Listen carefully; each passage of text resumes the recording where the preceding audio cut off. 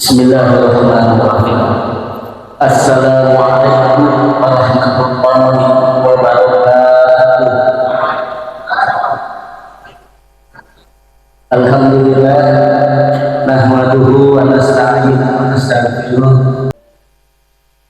Yang saya hormati kepada Ketua DKM Masjid Jami Baitul Rahim.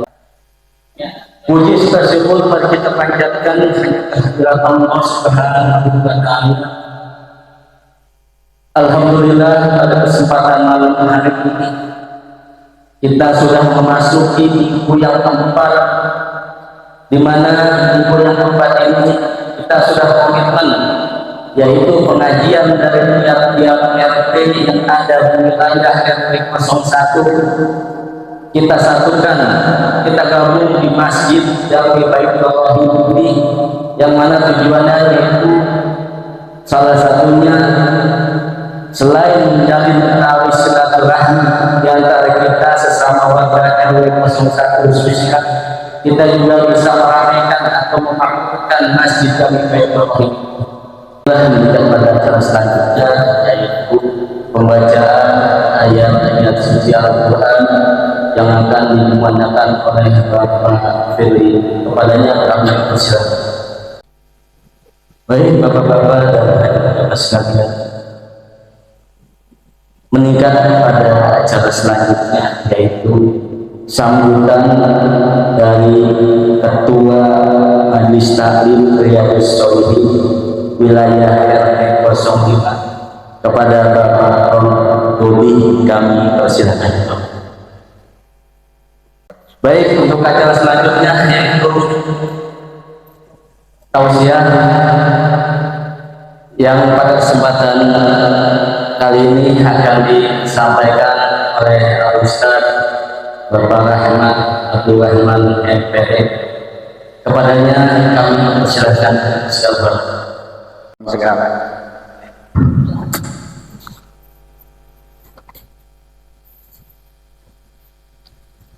Daun salam, pohon serai. Ditambah jahe sedikit,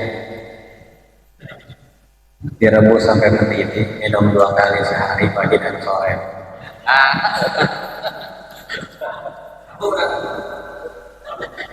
Lumayan buat nurunin gula darah. Bismillahirrahmanirrahim.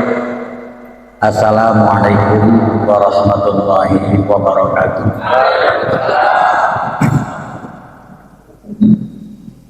Alhamdulillahi wahdah, wassalatu wassalamu ala rasulillah.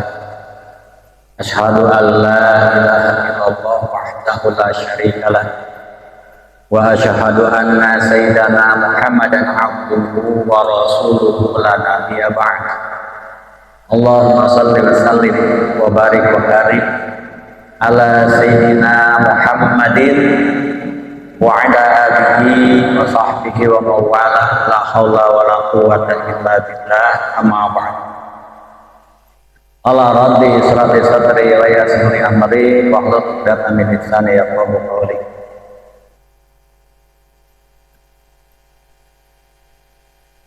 Hadirin jamaah rahimakumullah, kita panjatkan puji syukur kepada Allah atas karunia-Nya dengan rasa syukur yang setinggi-tingginya, bahwasanya Allah masih berikan kesempatan yang amat baik kepada kita untuk bisa sama-sama duduk di dalam satu majelis yang insya Allah duduknya kita berada di bawah naungan ridho Allah Subhanahu wa Ta'ala. Dan ini semua tidak lepas daripada kerja keras dan perjuangan serta semangat para penggerak dakwah yang berada di lingkungan RW 01 ini, yang dikomandai oleh DKM Masjid Jami Baitul Rahim. Salawat dan salam senantiasa tercurah kepada junjungan kita Nabi besar Muhammad Sallallahu Alaihi Wasallam, kepada keluarga sahabat, ya segenap umatnya hingga yaumul qiyamah. Yang sama-sama kita hormati segenap pengurus DKM Masjid Jami Tauhid yang telah mengotori kegiatan pada malam ini dalam acara taklim gabungan 1 RW 01 yang mudah-mudahan dengan adanya taklim gabungan ini kita akan lebih kuat karena persatuan dan kesatuan dalam warga 1 RW ini akan terbina terus.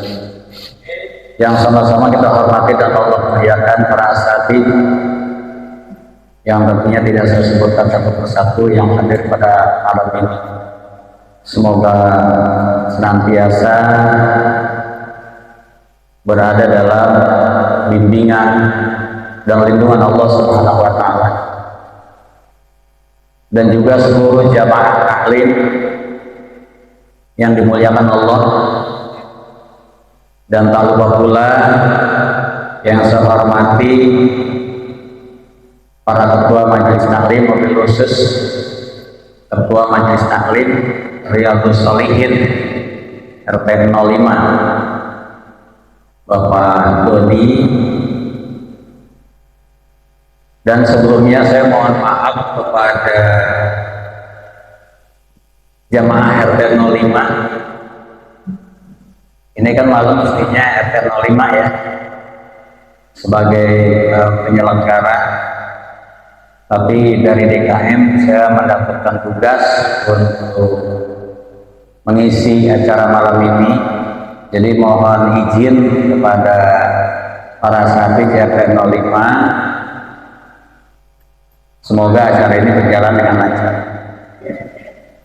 Dan bersamaan dengan itu, tugas saya sebenarnya adalah pada malam Kamis nanti, tapi sudah menjadi sebuah keputusan bahwa dengan adanya kegiatan taklim gabungan di malam Senin, maka pada malam Kamisnya diliburkan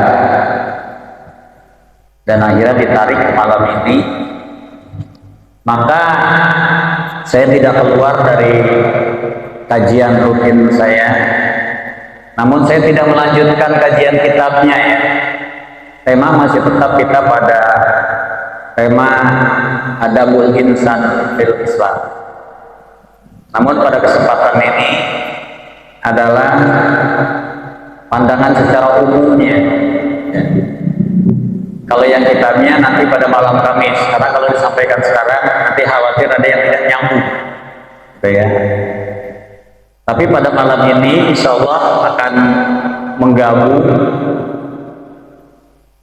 materi secara keseluruhannya, secara globalnya. Adab adalah merupakan perilaku yang terbaik yang sesungguhnya Allah perintahkan kepada kita untuk bisa diterapkan dalam kehidupan kita. Dan tentang adab, Rasulullah sudah mengatakan, innama bu'istu liutammima makarimal akhlak. Sesungguhnya aku ini diutus, aku ini dilahirkan ke dunia, dianggap menjadi nabi dan rasul, itu adalah untuk menyempurnakan akhlak, untuk memperbaiki adab, sehingga manusia dapat menciptakan peradaban yang bermanfaat di dalam kehidupan di muka bumi. Maka Allah pun mengatakan, laqad kana lakum fi rasulillahi uswatun hasanah. Sungguh pada diri Rasulullah itu ada suri tauladan yang terbaik untuk kalian. Apa yang bisa ditular pada diri Rasulullah adalah adabnya, adalah akhlaknya. Jamaah sekalian yang dirahmati Allah, adab ini ternyata setelah diteliti dan dikaji, itu meliputi seluruh aktivitas kita. Apapun yang kita kerjakan, itu tidak lepas daripada adab, tidak lepas daripada akhlakul karimah. Baik kita berdiri, kita duduk, kita berbaring, apapun yang kita kerjakan, itu sebenarnya di dalamnya ada adab yang harus diperhatikan. Sehingga Al-Quran yang 30 juz itu isinya sebenarnya adalah adab. Baik adab terhadap Allah maupun adab terhadap makhluk. Ini kalau diurai luas sekali. Suatu saat Aisyah ditanya tentang adab Rasulullah, bagaimana sih akhlaknya Rasulullah? Maka Aisyah menjawab, wa khuluquhul Quran. Akhlaknya dia itu adalah Al-Quran. Berarti Al-Quran itu adalah akhlak sih. Al-Quran itu adalah adab. Kalau mau digali semua ayat Al-Quran tidak akan keluar dari adab. Nah, untuk itulah maka para ulama mengatakan bahwa adab itu lebih utama daripada ilmu. Kan gitu ya kajian kita yang lalu. Adab itu lebih utama daripada ilmu. Sebelum kita mempelajari ilmu, justru kita harus mendalami adabnya dulu. Ya. Adabnya dulu yang dipelajari. Agar ilmu itu bisa nempel dan bisa berguna, manakala itu dipelajari dengan adabnya. Maka di dalam kitab Ta'limul Muta'alim itu dijelaskan bagaimana ilmu itu bermanfaat apabila didasari dengan adab. Nah, pada kesempatan ini saya ingin menyampaikan beberapa saja contoh-contoh di mana ayat mengemukakan tentang adab. Nanti kita coba lihat, dikorelasikan dengan kehidupan nyata di masa sekarang. Bener nyambung nggak gitu? Ya. Yang pertama, di antaranya dalam surat Fussilat ayat 34-35. A'udzubillahi minasyaitonir rajim. Wala tastawil hasanatu wala sayyi'ah. Tidaklah sama kebaikan dengan kejahatan. Pasti tidak sama kebaikan dengan kejahatan. Pasti beda gitu kan. Idfa billati hiya ahsan. Tolaklah kejahatan itu dengan perilaku yang lebih baik. Ini pelajaran adab. Allah memerintahkan kita untuk berakhlak, bahwasanya kebaikan dengan kejahatan tidak sama. Kebaikan itu yang kita inginkan, kejahatan itu yang tidak kita inginkan. Terus bagaimana kalau ada orang berbuat jahat kepada kita? Kata Allah, tolak kejahatan itu dengan perilaku yang lebih baik. Tolak kejahatan itu dengan cara yang terbaik. Ini konteksnya kepada pribadi ya, bukan kepada agama. Kalau ada orang yang menjahati agama, kita wajib berontak. Tapi ketika ada orang menjahati pribadi kita, kata Allah, balas atau tolak kejahatan itu dengan cara yang lebih baik. Jadi gini, ada istilah kalau di tengah-tengah masyarakat, nyawa bayar nyawa, gitu kan? Apa artinya? Kejahatan dibalas dengan kejahatan yang sebanding. Kalau dia pernah merasa sendalnya dicuri, yang nyurinya ketahuan, besok dibalas, dia dicuri lagi sendalnya. Nah, ini namanya kejahatan dibalas kejahatan, nggak sebanding. Itu tidak berakhlak. Tidak berakhlak. Orang yang berakhlak itu, orang yang beradab itu, kata Allah, kalau dia dijahatin, maka tolak kejahatan itu, tapi dengan cara yang baik, dengan cara yang santun nolaknya, ya. Dengan cara yang bisa melunakkan orang. Nah, dengan kesantunan itu, kata Allah, fa idzal ladzi bainaka wa bainahu adawatun ka'annahu waliyyun hamim. Ya. Sehingga orang yang ada permusuhan dengan kamu serta merta menjadi seperti teman yang sangat setia. Udah tahu orang itu jahat sama kita, gitu.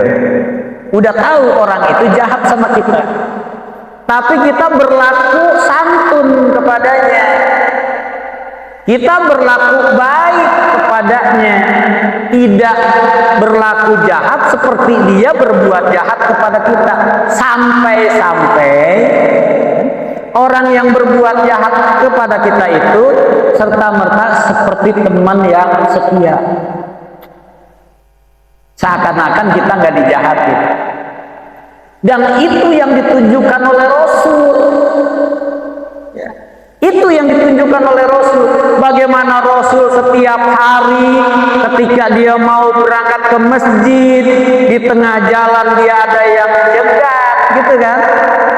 Kemudian bukan cuma sekedar dijaga, tapi dia diludahi. Dibalas nggak oleh Rasul? Nggak. Diludahi, ya udah lewat, alhamdulillah, terus ke masjid.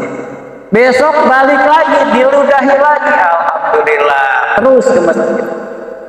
Gak pernah bilang apa-apa. Besok dia lewat lagi, diludahi lagi, alhamdulillah, terus ke masjid. Satu saat Rasul lewat, kok tidak ada yang meludahi. Tunggu tengok di tempat itu. Kemana nih? Biasanya nih ada yang meludahi saya. Kok tumben sekarang nggak ada? Rasul langsung ke masjid, dia sholat, kemudian selesai sholat dia tanya-tanya, kemana si fulan? Kok tumben tadi tidak saya lihat di jalan? Ada yang ngasih tahu, Rasul, si fulan sakit. Hari ini dia nggak bisa keluar. Langsung Rasul pulang. Kemudian dia minta makanan, dia bawa makanan, dia susul ke rumah si fulan itu. Dan ternyata betul dia lagi sakit, dan orang yang pertama menjenguk dia sakit, Rasul yang setiap hari dia ludahi. Kira-kira kalau kita yang begituin, Bang Jah dari rumah mau ke masjid, sampai di jalanan ada yang meludahin, kira-kira apa yang terjadi?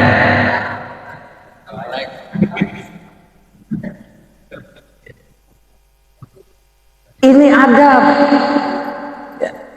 Sewot kita, orang mau sholat diludahi, gitu kan. Bagaimana tidak keselnya kita, tapi dengan adab itu, maka saat itulah akhirnya si fulan yang sakit, ya Rasul, ya Muhammad, engkau yang pertama kali menjenguk saya sedang sakit, padahal setiap hari saya berbuat zalim kepadamu. Hari ini saksikan, asyhadu alla ilaha illallah wa asyhadu anna Muhammad Rasul. Itu dakwahnya Rasul.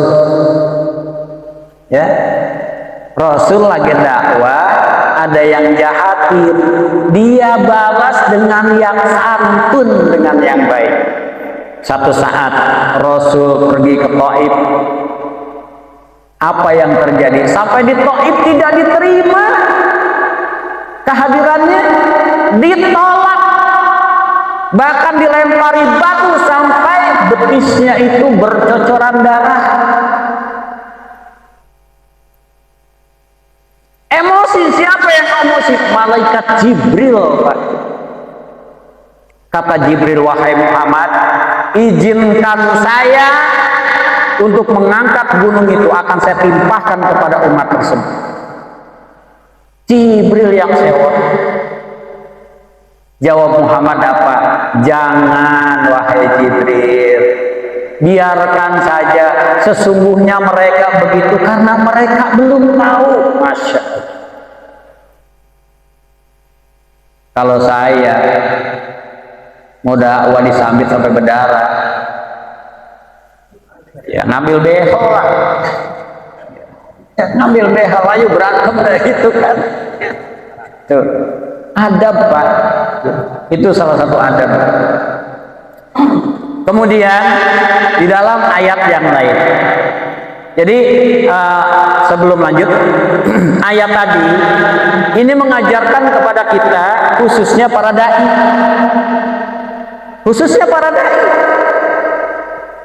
betapa adab itu penting di dalam dakwah. Betapa adab itu penting. Ketika dai tidak mengutamakan adab, jangan berharap umat bisa dibawa oleh. Perhatikan sekarang betapa banyak dai-dai yang tidak mendahulukan adab. Bahkan sampai ada seorang habib yang dia cukup hebat dalam berdakwah, begitu ditantang berantem, disamperin, Pak. Dia bukan diajak debat, diajak berantem sama preman, disamperin. Mau dilayani berantem. Ini bukan adab Islam. Rasul nggak mau begitu. Ya. Kenapa? Karena ditantangnya bukan untuk berdebat, bukan untuk menggali ilmu, tapi ditantang untuk berantem. Walaupun berani, tapi ditinjau dari segi adab, ini tidak mengikuti daripada adabnya Rasul. Itu ya, adab itu diutamakan. Kemudian di dalam surat An-Nisa ayat 86, wa idza huyitum bi tahiyyatin fahayyu bi ahsana minha aw rudduha. Wa idza huyitum bi tahiyyatin, apabila kamu dihormati dengan satu penghormatan, ya, dalam tafsirnya penghormatan itu dalam bentuk salam, tapi nanti bisa diurai kepada bentuk lainnya. Apabila kamu dihormati dalam suatu penghormatan, fahayyu, maka balaslah penghormatan itu biasa minha, dengan yang lebih baik, aurudduha, atau yang sepadan dengannya. Nah, karena ayat ini konteksnya pada salam, jadi kalau diterjemahkan ke dalam konteksnya dia, apabila kamu dihormati dengan diberi salam, maka balas salam itu dengan yang lebih baik, atau minimal sebanding dengannya. Umpama orang menghormati kita dengan memberi salam, assalamualaikum, maka jawabnya harus lebih baik dari itu. Waalaikumsalam warahmatullah. Lebihin, Pak. Kalau dia memberi salamnya assalamualaikum warahmatullah, kita lebihin waalaikumsalam warahmatullah wabarakatuh. Kalau dia beri salamnya assalamualaikum warahmatullahi wabarakatuh, maka jawab waalaikumsalam warahmatullahi wabarakatuh warahmah. Ada lebihnya, jawab dengan yang lebih baik gitu. Minimal sama, sepadan dengan yang dia beri. Assalamualaikum, waalaikumsalam. Assalamualaikum warahmatullah, waalaikumsalam warahmatullah. Minimal begitu sama. Ini kan kadang-kadang kita pelit, Pak. Orang benar-benar kasih salam assalamualaikum warahmatullah, salam, jawabnya salam doang, salam, pelit. Itu adab. Jadi adabnya dalam bersalam, berikan jawaban yang lebih baik gitu ya. Ini itu nama salam, itu penghormatan. Kata Allah, kalau kamu dihormati, maka balas penghormatan itu dengan yang lebih baik. Ini konteksnya salam. Kalau penghormatannya dalam bentuk lain, umpama kita pernah dibawain pisang oleh si A, satu sisir, satu saat kita bawain lagi dia, ya 1,5 sisir. Yang penting ada lebihnya walaupun satu gitu kan, lebih baik. Nah, ada yang kurang bagus, yang tidak sejalan dengan ayat ini, yang menjadi budaya di kita. Kita sampaikan nggak apa-apa ya, budaya kondangan. Budaya kondangan ini tidak sejalan dengan di kita. Padahal kondangan itu juga bagian dari penghormatan ya. Ada orang kondangan 50.000, minimal dikondangin lagi 50.000. Wajar, masih sebanding. Ada yang kondangan 50.000 tapi udah 2 kali kondangan. Pas giliran dihajatan, nah pulangnya 50.000. Dia udah 2 kali 50.000. Ini nggak sebanding, ya. Makanya kondangan itu jangan dihutangin, biarin aja, ikhlasin, gitu, ya. Kalau dihutangin itu menjadi su'ul adab.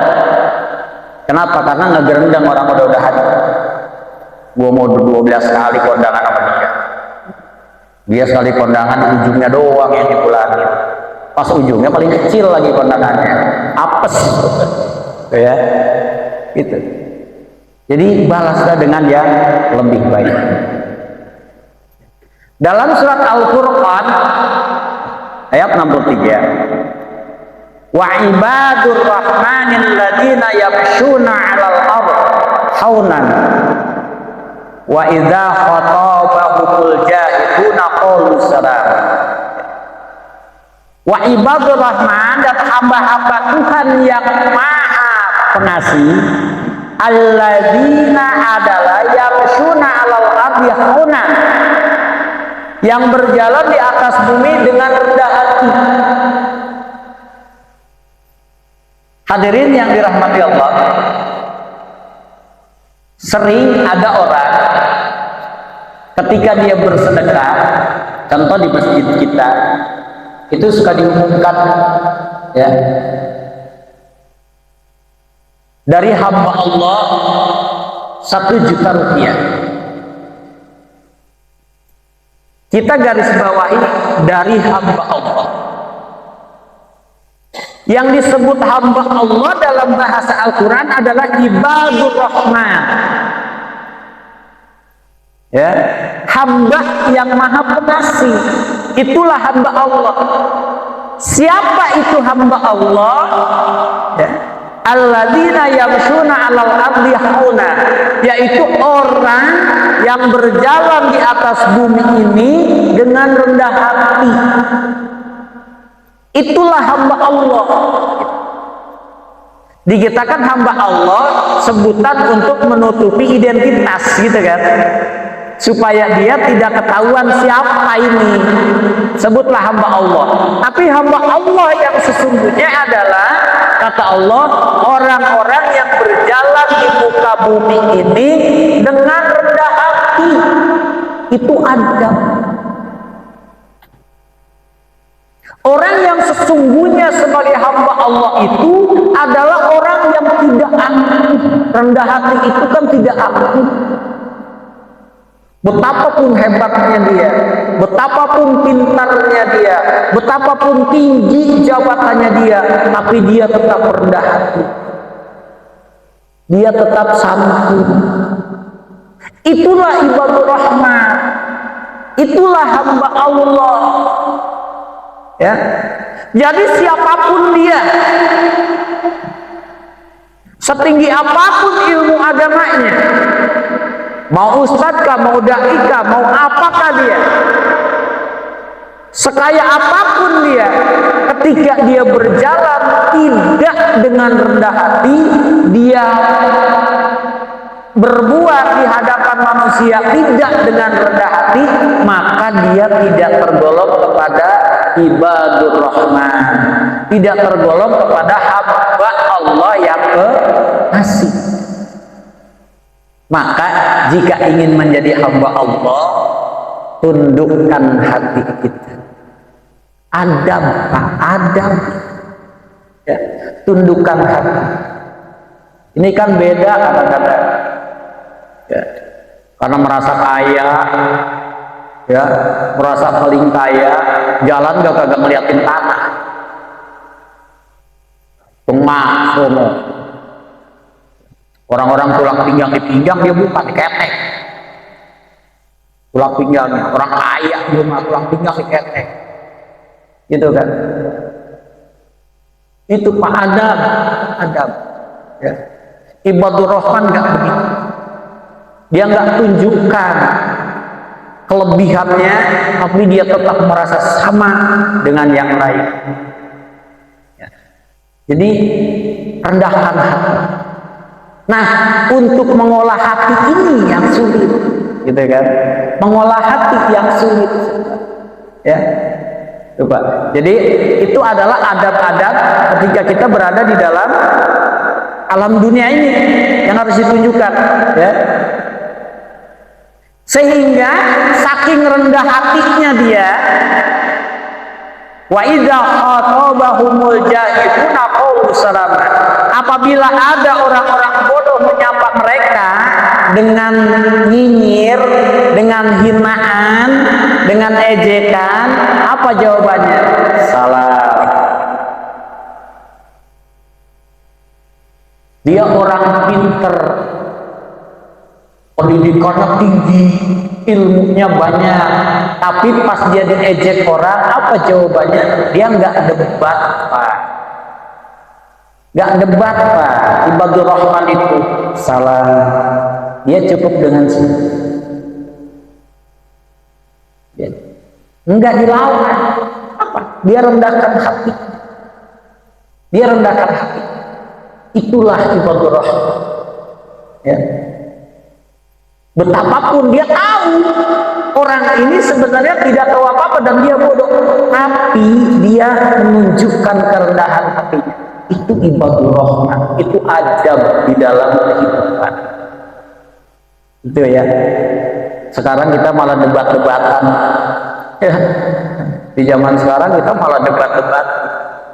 Malah di dalam kitab Adabul Insan itu,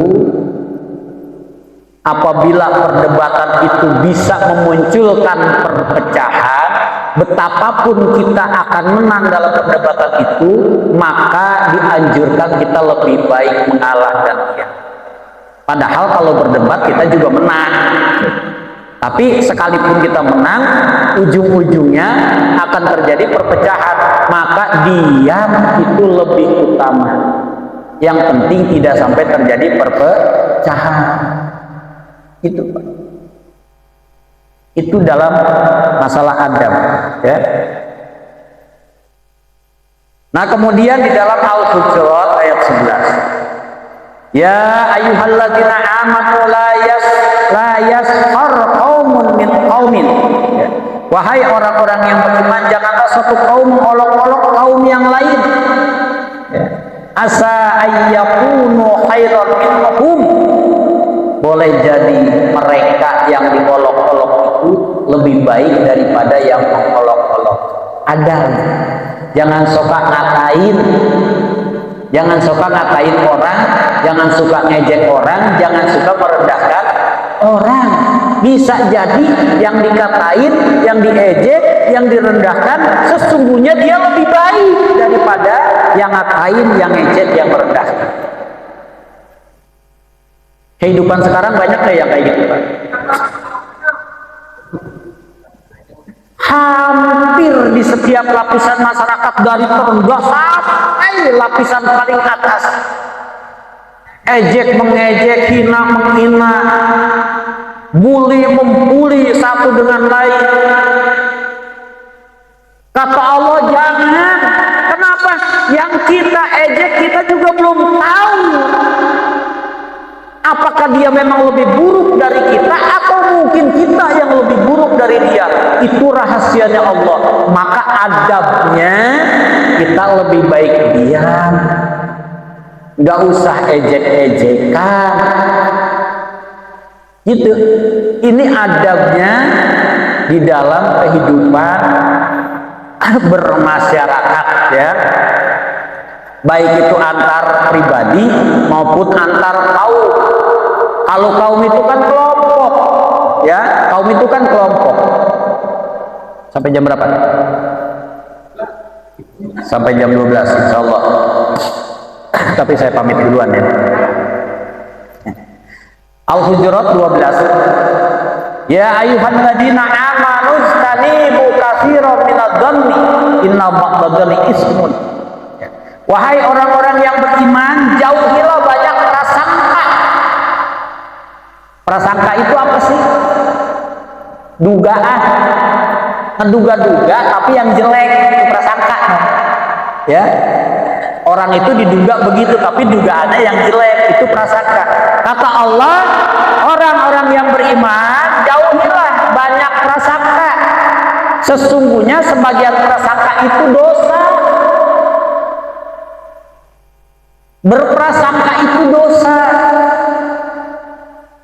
Ya.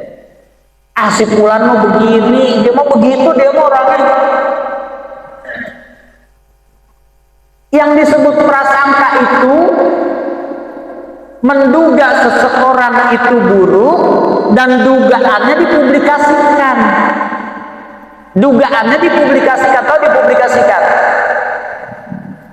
Diomong sehingga orang lain mendengar, dari mulut kita dengarnya. Itu prasangka.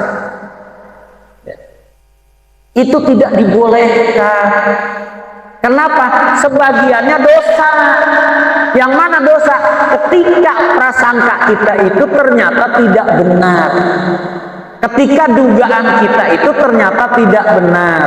Kita duga buruk, ternyata yang diduga buruk itu adalah orang baik. Menurut penglihatan kita saja buruk, padahal dia baik. Nah, ketika itu terjadi, maka dosa. Kata Allah itu sebagian prasangka itu dosa.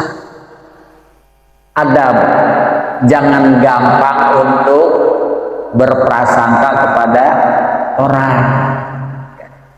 Dia mau begitu, dia mau begitu, gitu, ya. Ini pelajaran hidup kita nih, kalau ingin hidup damai dan selamat, ya. Kemudian dalam hadis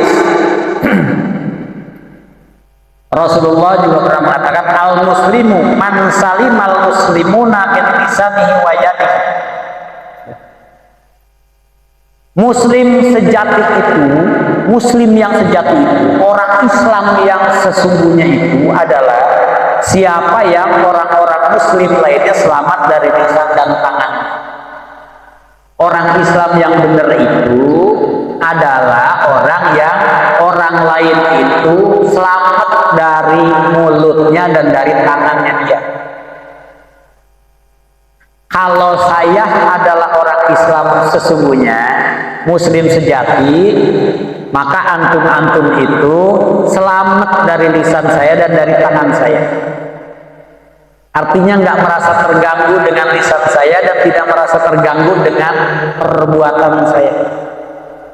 Nggak merasa dihina, nggak merasa diganggu, nggak merasa dijolimi.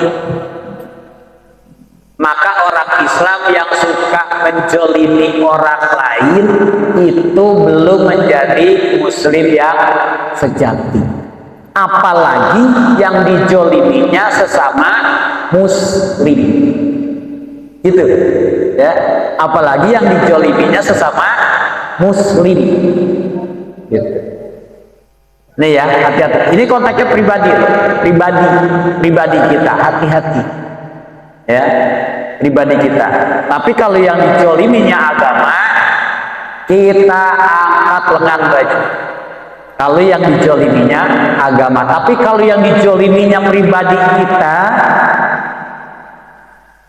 kita tetap dalam keadaan bersabar dan jangan sampai menjolimi orang lain.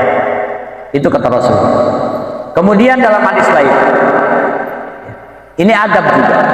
Idza kuntum salasat, apabila kamu dalam kondisi sedang bertiga, ada 3 orang, gitu ya. Fala yatanajasnan dunal akhar, hatta tahtaditu bitnasi min ajli anzalika yukhzinu. Ya. Jika kalian itu bertiga, maka janganlah 2 orang daripada kalian berbisik tanpa menyertakan orang yang ketiga. Ini adab. Kalau lagi jalan bertiga, jangan suka bisik-bisik berdua, yang satu nggak denger. Ya, dia lagi jalan nih bertiga. Karena ada sesuatu yang dari saya, dia ngomong berdua bisik-bisik, yang satu nggak denger. Kira-kira yang satu kesinggung nggak? Kesinggung. Jangan-jangan dia lagi ngomongin gua nih, gua ngikut jalan sama dia, gitu kan? Itu nggak boleh, nggak boleh. Su'ul adab yang tidak bagus. Ya. Jadi kalau mau bisik-bisik, ya 3-tiganya dibisikin. Ngumpul bertiga gini, ya. Jangan sampai ada orang yang tidak mendengar di antara salah satu, ya. Nah, kemudian termasuk dalam adab, Rasulullah mengatakan, yassiru wa la tu'assiru, wa basyiru wa la tunaffiru, ya. Permudahlah dan jangan mempersulit. Berilah kabar gembira dan jangan membuat orang lari. Permudahlah, jangan mempersulit. Ini sasaran juga buat para pembuat undang-undang, pembuat peraturan, baik di tingkat bawah maupun sampai tingkat atas. Kalau membuat peraturan harus dibuat mempermudah, bukan mempersulit. Kalau mempersulit, itu bukan peraturan namanya, termasuk su'ul adab. Kenapa? Nyiksa orang. Ya. Tujuannya mau ngasih hadiah, mau membuat gembira, tapi tuh orang disuruh naik pohon pinang dikasih oli. Nyiksa enggak? Ya Allah ya Rabbah, mana tinggi banget pohon pinangnya. Hadiahnya sih emang bener di atas banyak, cuma disuruh naiknya itu Pak, sampai kolor-kolor kedodoran. Ya. Kalau emang mau ngasih hadiah, dah atuh panjat pinangnya jangan tinggi-tinggi, dah 2 meter weh. Jangan sampai 8 meter. Ya. Mempersulit itu Pak, ya. Mempersulit. Jadi 17 Agustus kalau ada panjat pinang, itu suul adab Pak itu. Suul adab itu nyiksa orang ya. Tujuannya sih mau buat gembira, tapi nyiksa Pak itu orang. Ya. Jangan dipersulit lah. Kalau bisa jangan ditaruhin oli, pakai pancalan boleh naik. Gitu ya. Itu. Jadi dipermudah, jangan dipersulit. Ya. Itu bagian dari adab. Berilah kabar gembira, jangan membuat orang lari. Ini sasarannya buat para dai. Kalau mau berdakwah itu sampaikan kabar-kabar gembira kepada umat, biar umat itu tertarik. Jangan umat banyakkan diancam hingga dia lari saking takutnya. Ya, di Masjid Baitur Rahmah ceramahnya tajam-tajam, ya, ancaman melulu. Gue malas gua kesana, gue takut, kagak ngaji-ngaji aja. Ya. Kasih kabar gembira, ya, kabar gembira yang menggembirakan sehingga dia tertarik. Jangan bikin orang lari. Ini Rasul mengatakan demikian. Ya. Nah kemudian terakhir ya, ini kan contoh-contoh adab, banyak sebenarnya contoh adab yang lainnya. Kalau mau dikaji harus seumur hidup baru selesai, belum tentu selesai juga. Cuma paling tidak yang berkenaan dengan harian yang saya sampaikan. Ta'aman qattun inistahahu akalahu wa ila tarakah. Nabi itu ma'aban Nabi sallallahu alaihi wasallam ta'aman qattun, ya, inistahahu akalahu wa ila tarakahu. Nabi tidak pernah mencela makanan. Rasul nggak pernah mencela makanan, Pak. Kalau dia suka, dia makan. Kalau dia tidak suka, dia tinggalkan. Ini adab, jangan pernah ngatain makanan. Bini di rumah mau masak, udah dimasak, mau suka ke masakan itu untuk kita, mau nggak suka ke kita, jangan pernah dikatain. Jangan. Kalau kita suka, kita cocok, kita makan. Kalau kita nggak suka, diem aja mulutnya. Udah biarin aja. Nggak usah ngomel, nggak usah dicaci tuh makanan. Makanan apa ini begitu? Gak enak banget. Gitu kan? Satu, yang masak sakit hati. Yang kedua, makanannya juga sakit hati. Makanan juga sakit hati. Itu adab terhadap makanan. Rasul sampai segitu diatur adab terhadap makanan. Bahkan adab makan sendiri juga, Pak. Kalau di rumah kita makan bagaimana? Adabnya mau makan harusnya kita bersih dulu dan berpakaian rapi. Ya, berpakaian yang rapi, aurat tertutup, pakaiannya yang rapi. Kalau perlu pakai dasi dulu baru makan. Kenapa adab? Menghormati siapa? Bukan menghormati makanannya, tapi menghormati yang telah memberi rezeki kepada kita dengan makanan itu. Pak, adabnya orang-orang soleh dulu begitu. Dia kalau mau makan itu rapi dulu, udah kayak mau sholat, padahal mau makan. Itu ada. Ini mah mentang-mentang dari bulan pulang arit pakai kolor doang, nyendok nasi, cuci tangan nggak ya. Bagaimana bisa berkah makanan? Gitu. Ya. Kenapa suul adab itu? Suul adab. Gitu. Ini adab ya. Ini adalah adab yang memang perilaku-perilaku harusnya kita praktikkan dalam kehidupan sehari-hari. Tahu ya tadi ya, paham ya. Nah, walaupun nggak hafal ayatnya, hadisnya nggak masalah. Yang penting paham. Oh itu begitu. Oh kalau makanan begini. Oh kalau kita berjalan di muka bumi ini dalam kehidupan kita harus begini. Itu yang penting tahu. Adab di atas segalanya. Anda punya ilmu setinggi apapun, tapi ketika tidak ada adab, maka ilmu itu semua tidak berguna. Dan ketika Anda mau belajar, Anda pun harus dengan adabnya belajar. Ketika belajar tidak dengan adab, maka semua pelajaran tidak akan terbawa pulang. Selanjutnya nanti kita lanjutkan pada kesempatan lain. Semoga Allah Subhanahu wa taala masih memberikan kesempatan kepada kita untuk terus memperbaiki, dan bahwasanya hidup itu harus dengan adab. Hidup tanpa adab berarti hidup yang tidak bermakna. Demikian apa yang dapat saya sampaikan. Kurang lebihnya mohon maaf, dan mudah-mudahan apa yang saya sampaikan bisa dipahami dan bisa diamalkan. Semoga Allah senantiasa memberikan keridhaan kepada kita dalam majelis ini. Billahi taufiq wal hidayah. Wassalamualaikum warahmatullahi wabarakatuh. Waalaikumsalam.